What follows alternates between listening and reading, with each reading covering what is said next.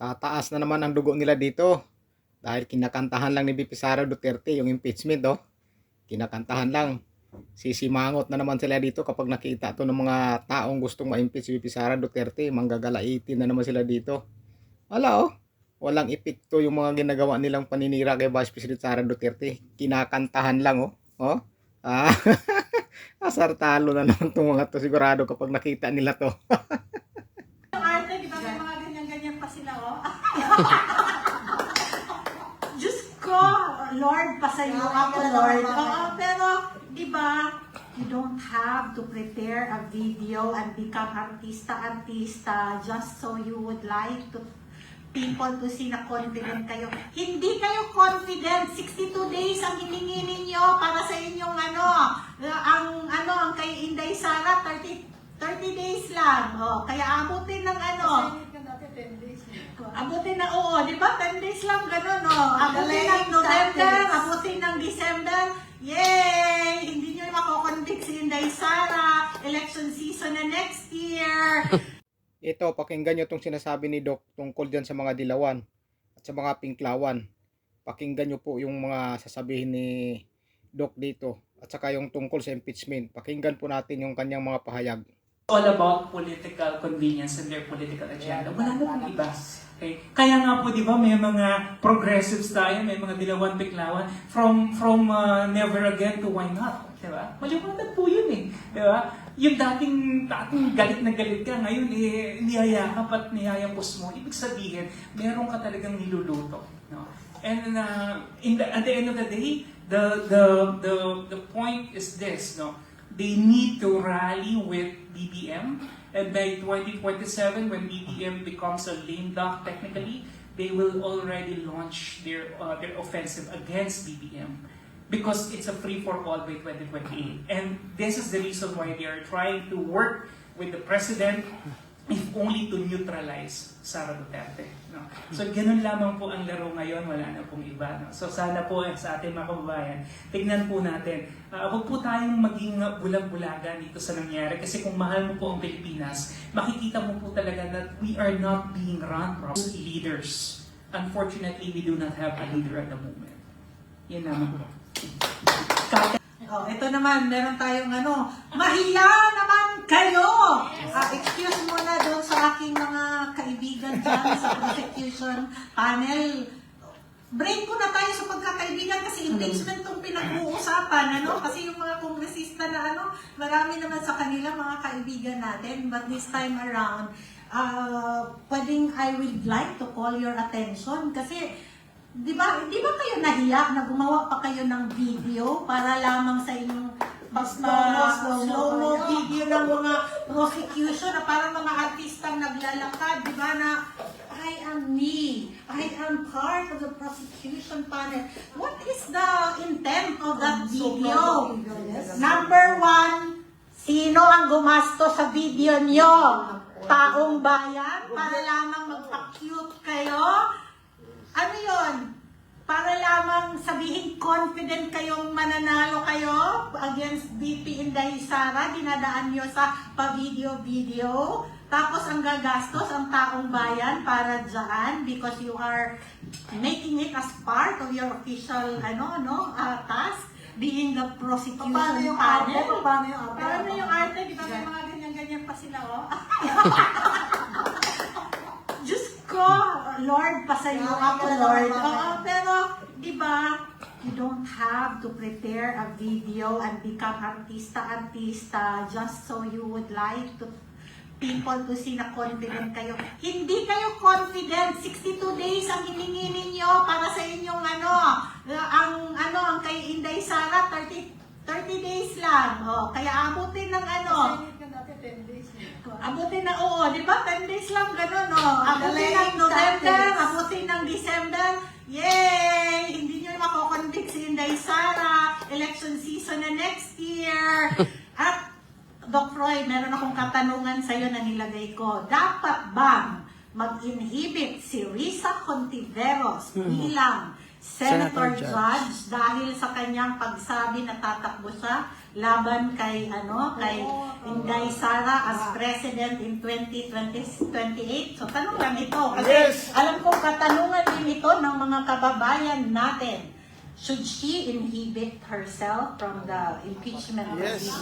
For delicadeza. Well, yun nga po, no, big word, delicadeza. Yes. Actually, if she really intends to run, and I think she has all the intentions to run, and I think she already declared, dapat in her own volition, she should.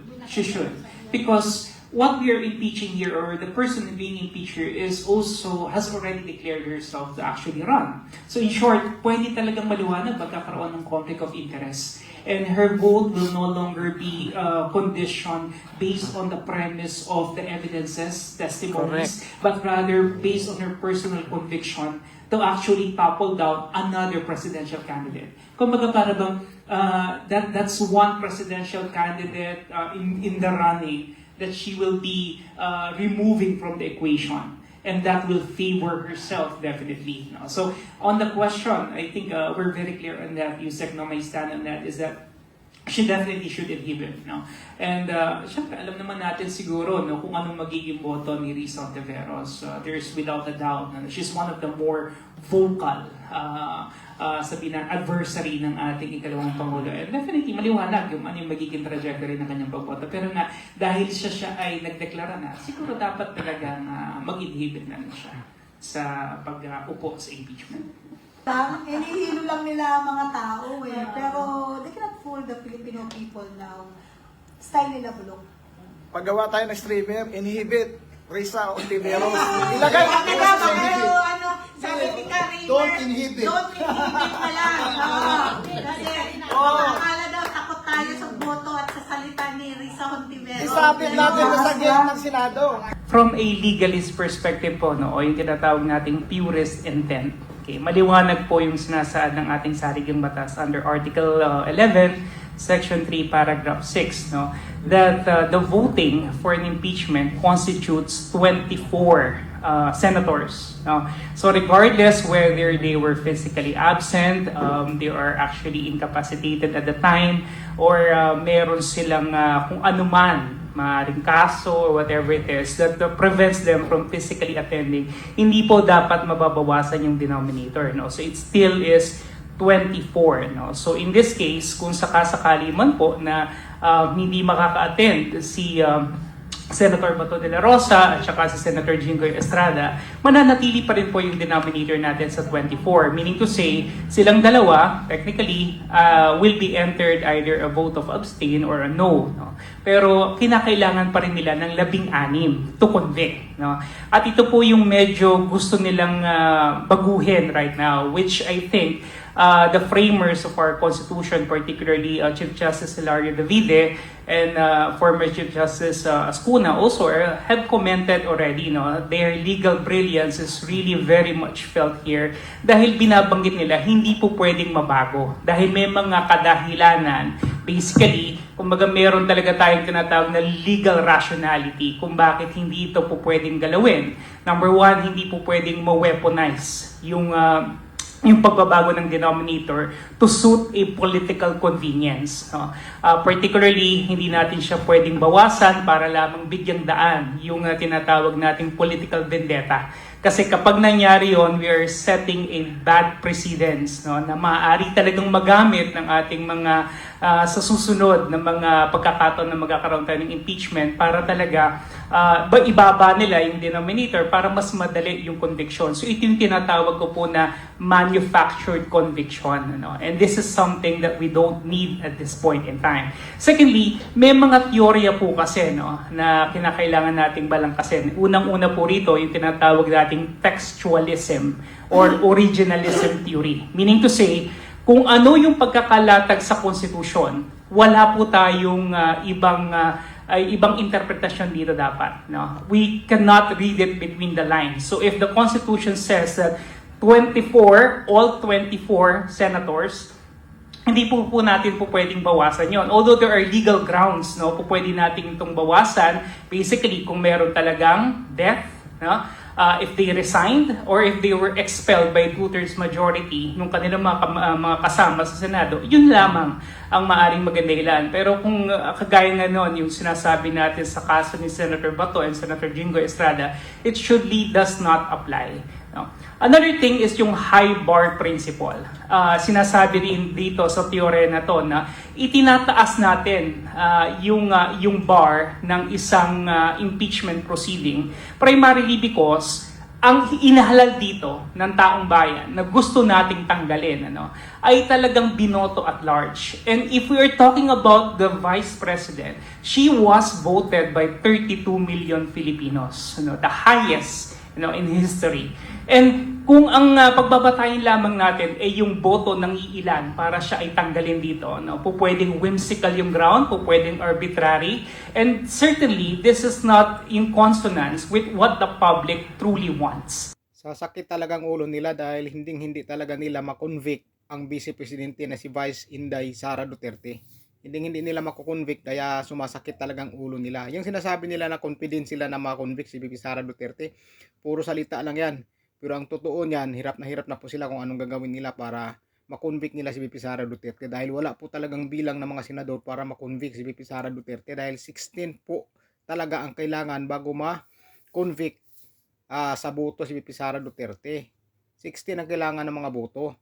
Kaya hindi nila makukonvict ang Vice Presidente. Kaya sasakit ulo nila. Ayun, kinakantahan pa nga ni VP Sara Duterte. Kaya sigurado manggagalaitin na naman sila sa galit nito.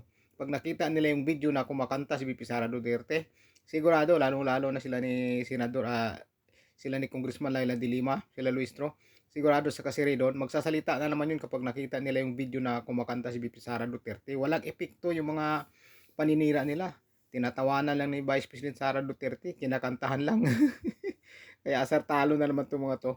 Sigurado tataas na naman dugo nila dito. Grabe, tinatawanan lang at kinakantahan lang yung ginagawa nila.